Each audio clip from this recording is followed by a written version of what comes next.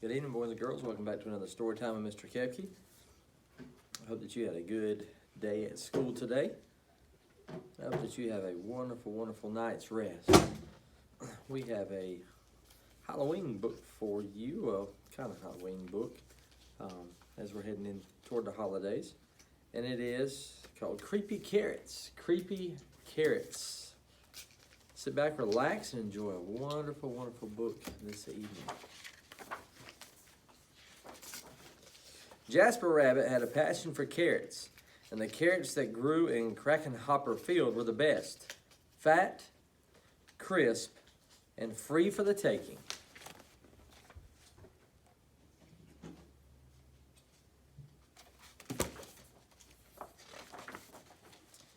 He pulled some for a morning snack on the way to school. He yanked out a few on his way to the Little League practice. He ripped them from the ground on his way home at night. Jasper couldn't get enough carrots.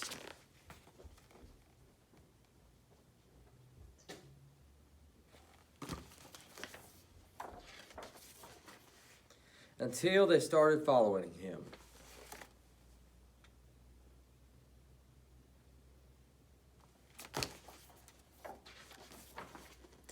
He first noticed something strange after the big game against the East Valley Hares. Jasper was about to help himself to a victory snack when he heard it. The soft, sinister tunk, tunk, tunk of carrots creeping.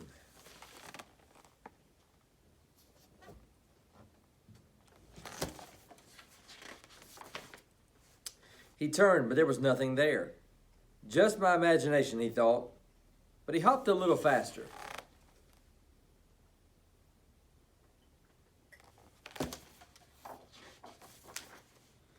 That night, he was brushing his teeth. There they were. Jasper whipped around, but nothing. He laughed at himself, picked his toothbrush up off the floor, and went to bed. Quickly.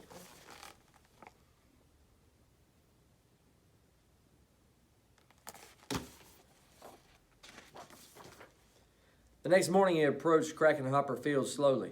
He reached for 2 wild carrots. Nothing happened. He bit into one. Nothing happened. Whew, creepy carrots. It was ridiculous.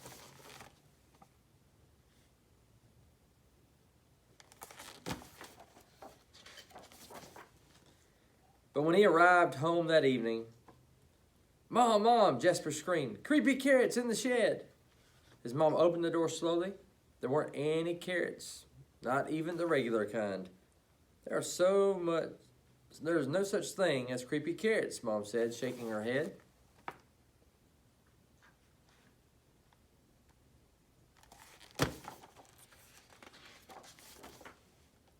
Later that night, as Jasper lay in bed, he heard it.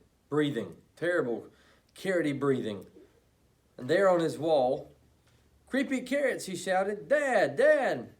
His dad thumped into his bedroom and threw on the light. Do you think that they found carrots? They searched under the bed, no creepy carrots. They looked through the closet, no creepy carrots. They opened the dresser drawers, no creepy carrots.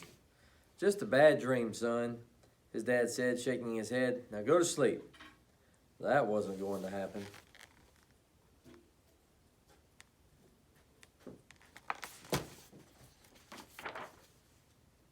By the end of the week, Jasper was seeing creepy carrots creeping everywhere.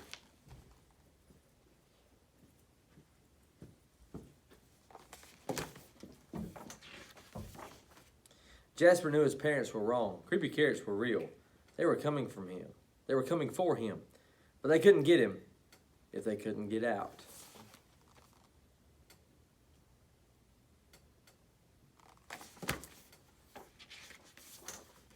Jasper hatched a plan. First thing on Saturday, he grabbed supplies and headed for Crackenhopper Field.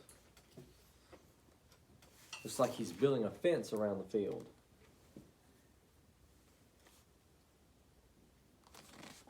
Trying to keep those creepy carrots in. As the sun finally set across Crackenhopper Field, Jasper smiled. On his way home, there was no tunk-a-tunk-a-tunk. There were no carrot-shaped shadows. His plan had worked. No creepy carrots would ever get out of that carrot patch again.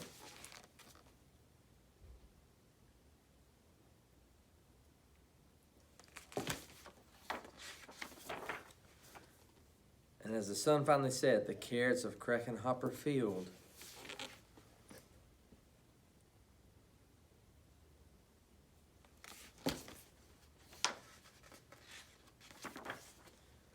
cheered. Their creepy plan had worked. They were sure of it. Jasper Rabbit would never get into that carrot patch ever again.